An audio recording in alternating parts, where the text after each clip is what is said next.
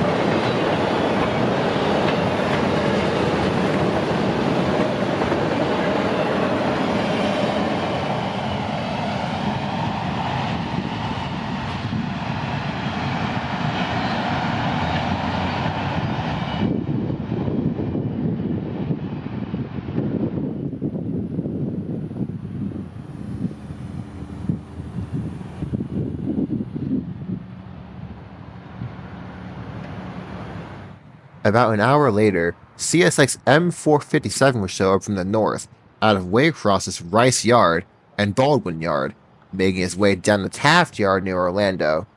He would feature an SD40-3 and two GP40-2s in the middle of two GE ES44s. Pretty interesting lash-up, but it made for a really good catch. If only it wasn't so overcast. Throughout the day, the conditions would improve though.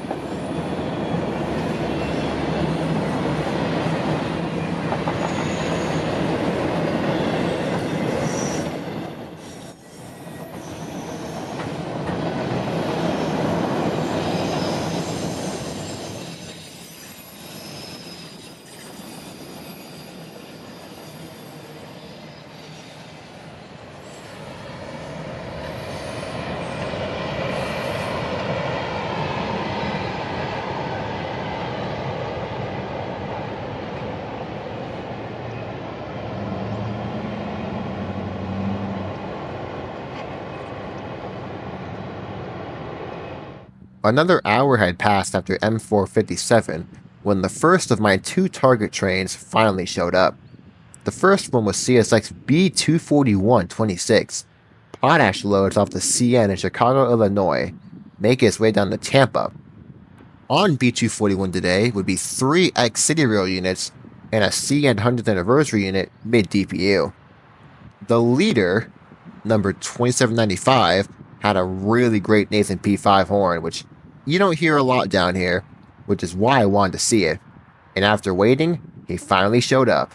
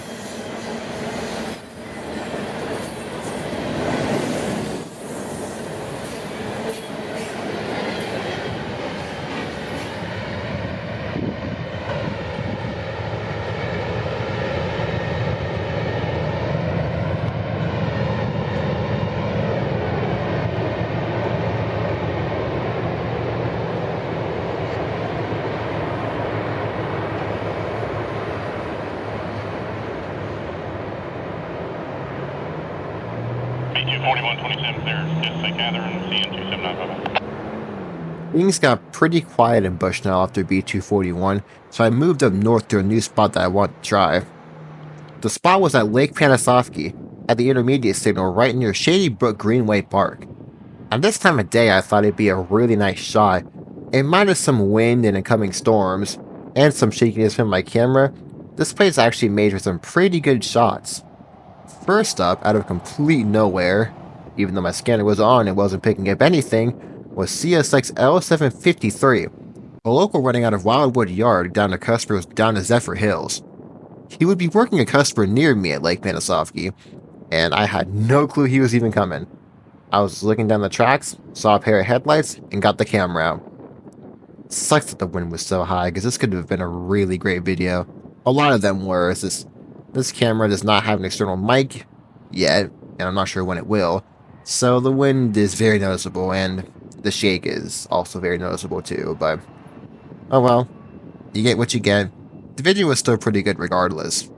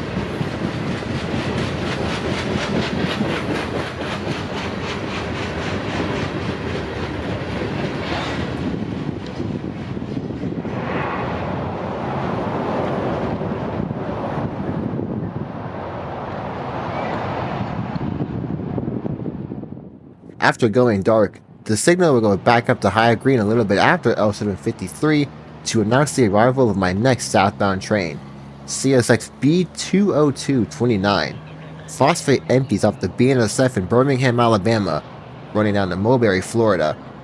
On the head end of B202 today was 3 BNSF leaders, all in H3 paint, including an ST-70 Ace in the 3rd position. Surprisingly, there was also some mixed freight on the front, which B202 doesn't usually carry. I think it was picked up in Baldwin. Besides the wind and the shake, this is honestly another really good shot.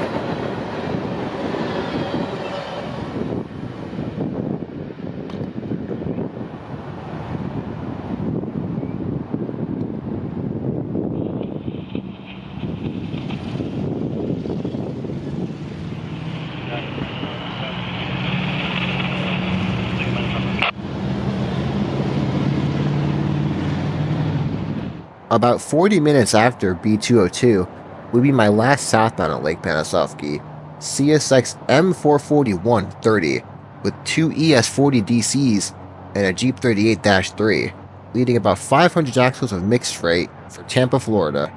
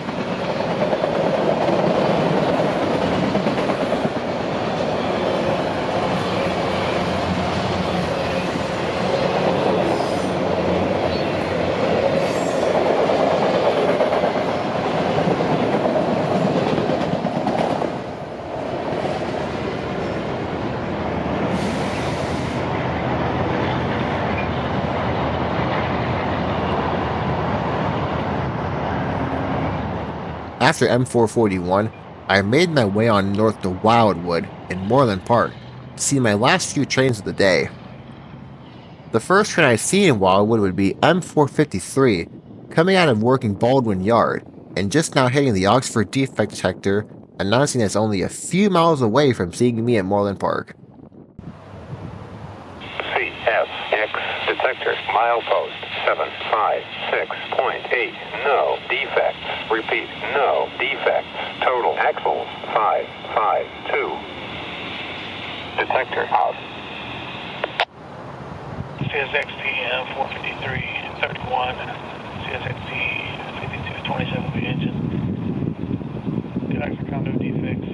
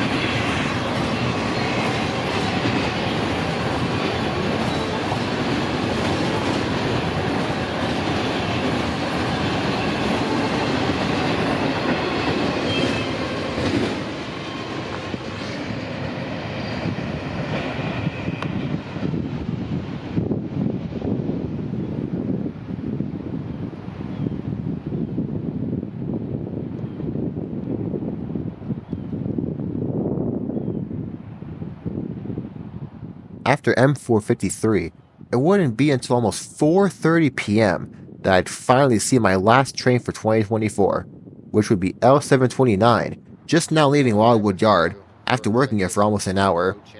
In the lead of L729 today would be another of the EMD ST70 Mac rebuilds. Unlike the one we saw in Bushnell, number 4581, this one, number 4766, is one of the newer rebuilds from Huntington, being the flared radiator models, which is my personal favorite of the two. I've wanted to catch this unit for a while now, as he's been on L729 and L743, So I'm really glad I finally got to catch him with this really good afternoon light. And with the friendly engineer, it made for an amazing last train for 2024.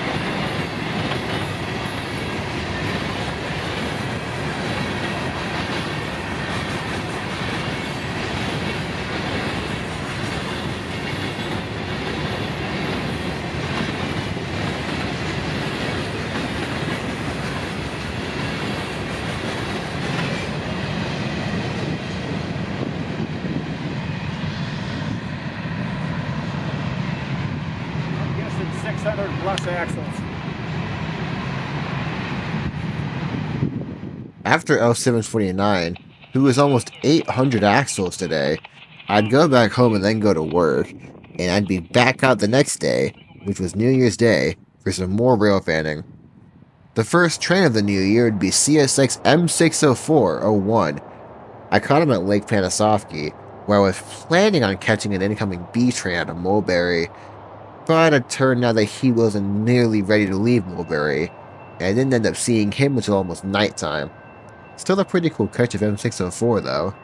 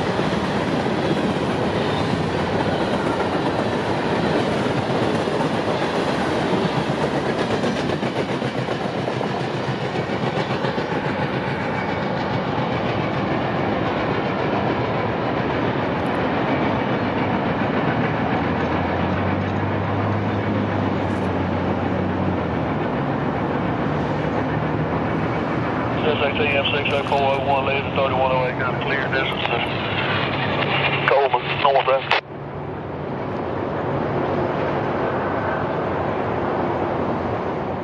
After M604, I turned my camera around and catch the intermediate signal going from red to green, which was kind of unexpected, but maybe these kind of intermediate approach lit signals usually do this, but who knows. It was kind of interesting to catch on video. Anyways, after M604, I waited around a little bit for an incoming B207 out of Mulberry.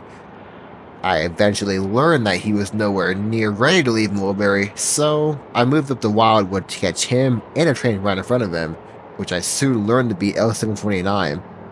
At the Wildwood crew office, I caught the two Jeeps, 4310 and 6537, sitting at idle.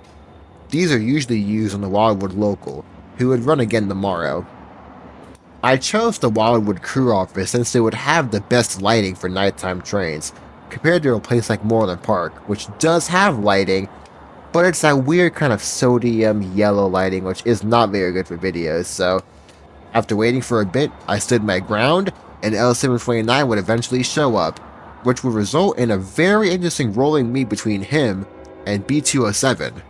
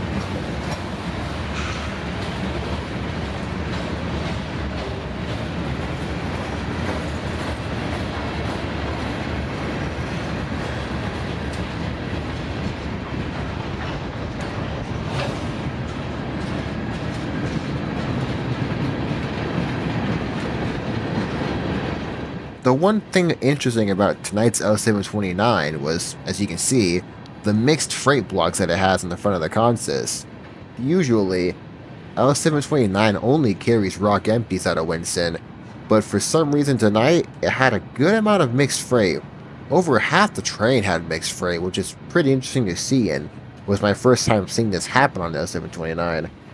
I'm not too sure why they didn't just put this on the M604 that I saw a few hours beforehand, but maybe it was to make up traffic, and maybe they didn't want to make M604 too long, so they said, hey, it's going to go through Waycross, so we can just drop it off there. Made for a pretty interesting catch. Soon you'll hear the arrival of B207 with an ST70 Ace leader and a very good K5 LLA. We'll get there though. Just enjoy the rest of L729.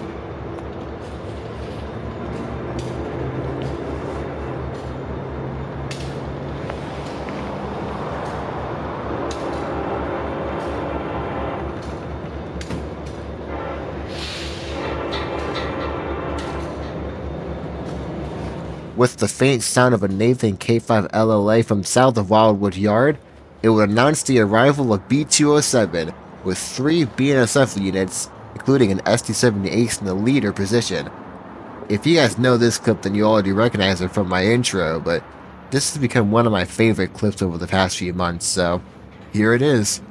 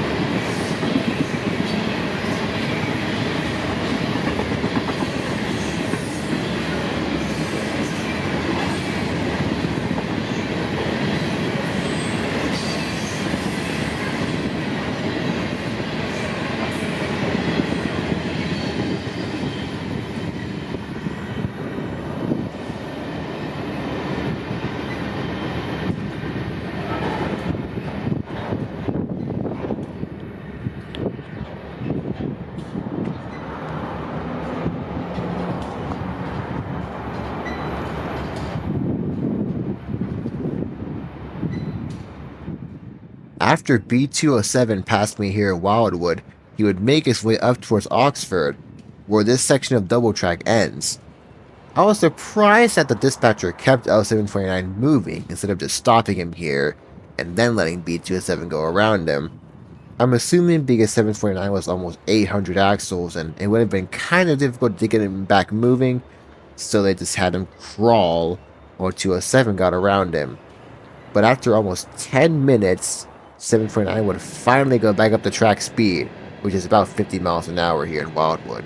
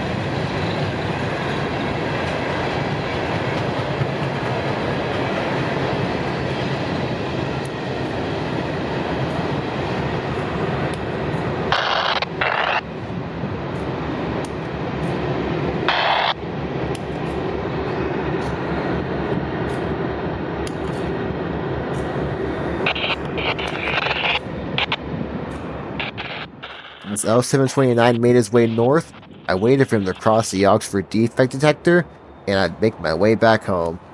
I hope you guys enjoyed this video of New Year's Eve and New Year's Day rail fanning on the Florida S line. It was honestly a pretty good 2 days of rail fanning, and I'm glad I was able to take you guys along for the ride. Anyways, to end off for the night, here's the Oxford defect detector, reporting back on L72901. Pretty big train. I'm glad I was able to record this because he was definitely long.